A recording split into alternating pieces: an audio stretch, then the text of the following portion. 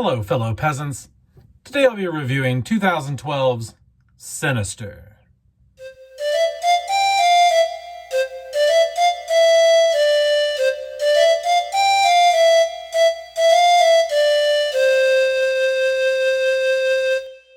Alright guys, so I watched Sinister. This came out in 2012 and it stars Ethan Hawke. This is the third time I've seen the movie. I saw it maybe for the first time 7 or 8 years ago. Then I watched it like 2 or 3 years ago because one of the people I watch here on YouTube, Dave McRae, he had a live episode where you could join in and watch live. It's like a group chat type thing. And this is the third time. So what do I think about it? Well, what's it about first? Sinister is about Ethan Hawke, who plays this homicide novel writer. He's kind of like documentary book writer, homicide guy. He had a huge hit 10 years prior.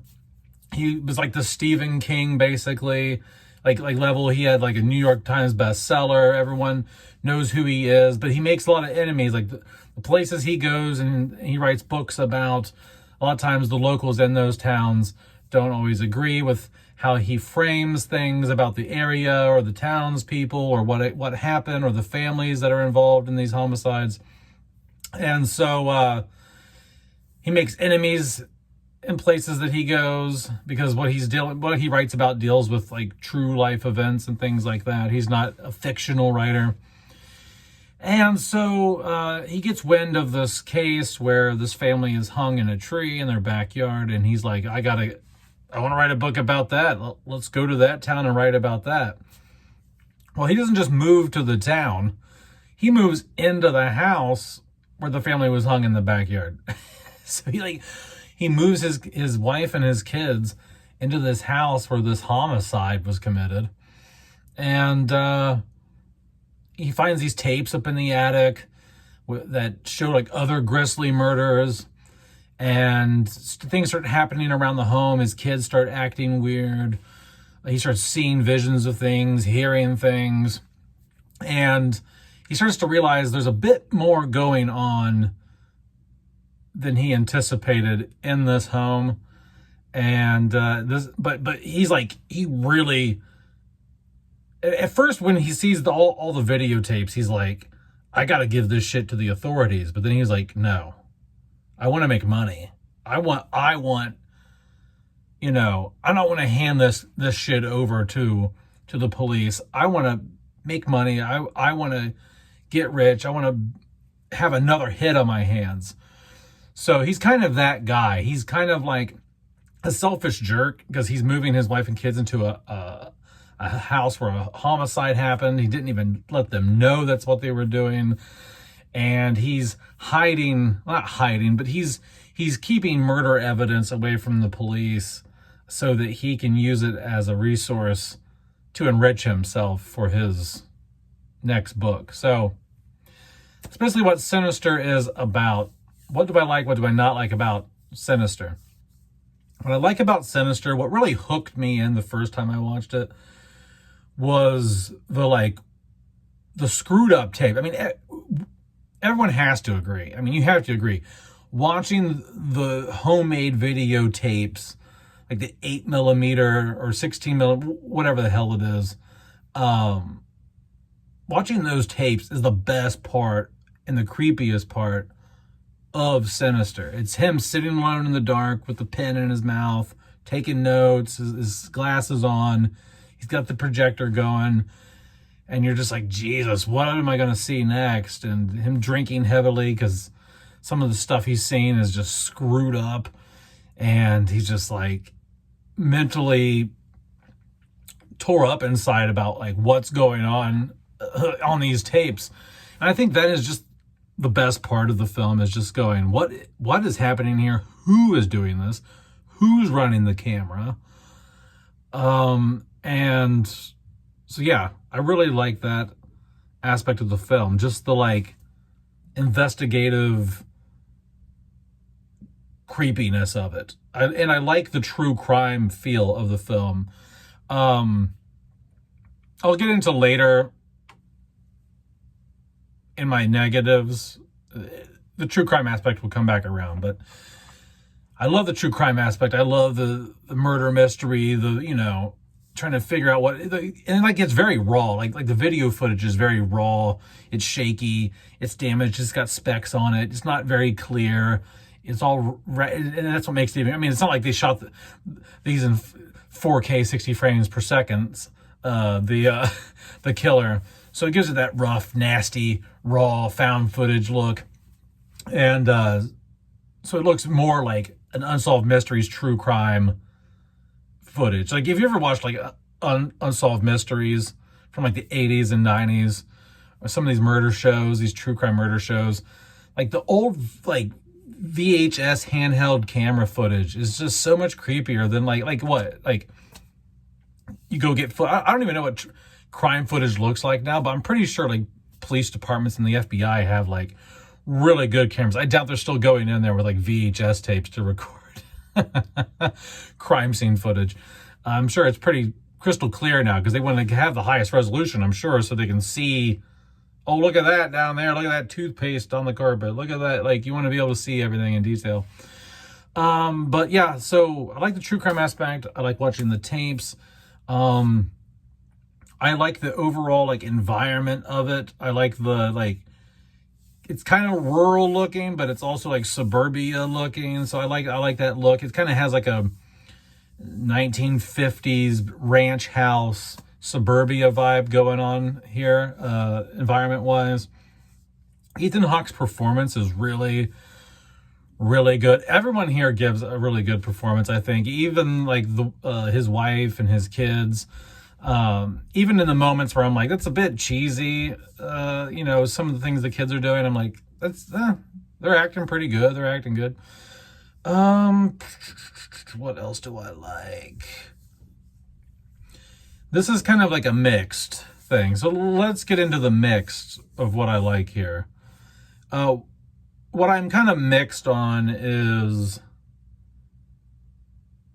the supernatural. Like, I remember the first time I watched the film, I was like super into the true crime, serial killer, murder aspect of whatever was going on.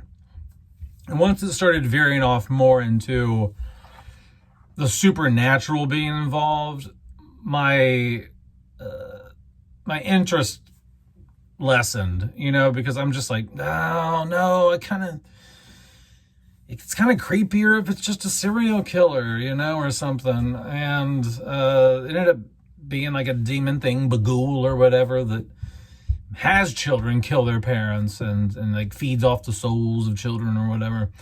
And I'm just like, I guess, but I kind of just want him to be a serial killer. I don't know, because it's so gritty, it's so rugged, and with the tapes and then moving into the house and I just feel like it just felt more grounded and real and raw when you didn't think there was something supernatural happening. So it just it lessens the impact, in my opinion. And then I guess to get into the full-on negatives, I think it just shows too damn much. I think it does. I think you see the Bagul guy too much. I think that some of the footage of like the kids, like when he sticks his head up in the attic and he sees the kids sitting there and they're like, shh. And I don't know, like, I'm not a big fan of when kids are the killers or the villains in movies, like Children of the Corn and shit like that. It's just hard for me to be scared of them and take them seriously, like there's some sort of threat or something. I don't know. Like, I just, there's something corny about it to me.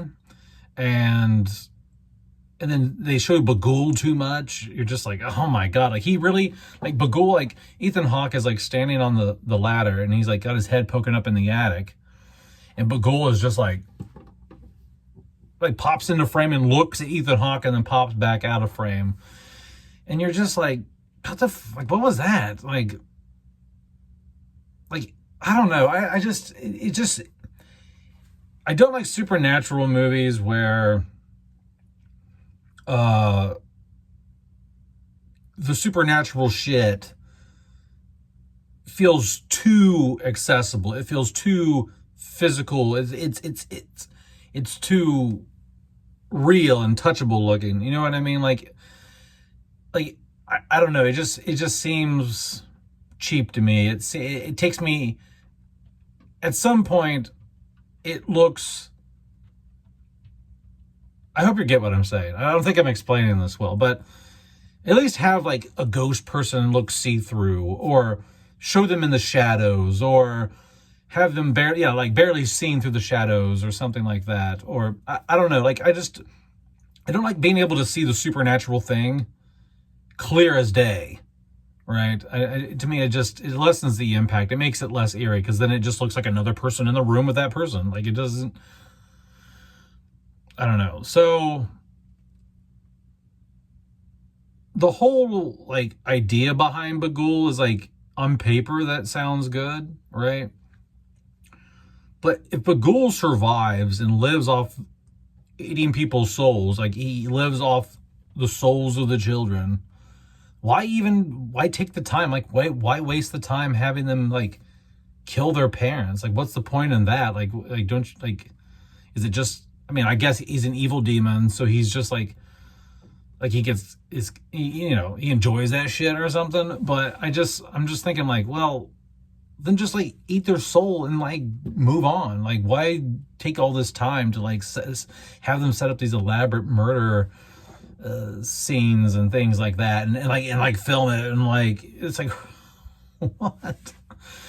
So it's just kind of like, just eat the souls and move on, man. Eat the souls and move on. But I really like the film. This is the third time I've watched it, even though I do have issues with the supernatural stuff in it and how it's handled, especially toward the end. There's just no mistaking. Like, the first act, maybe through the first half of the film, is just like, it's gotcha. And it's gotcha by the balls. It's gotcha by the balls, because it's just like tension, and like super creepiness, and you're trying to figure out what's going on, and like you're exploring and learning things at the same time Ethan Hawke is exploring and learning things. And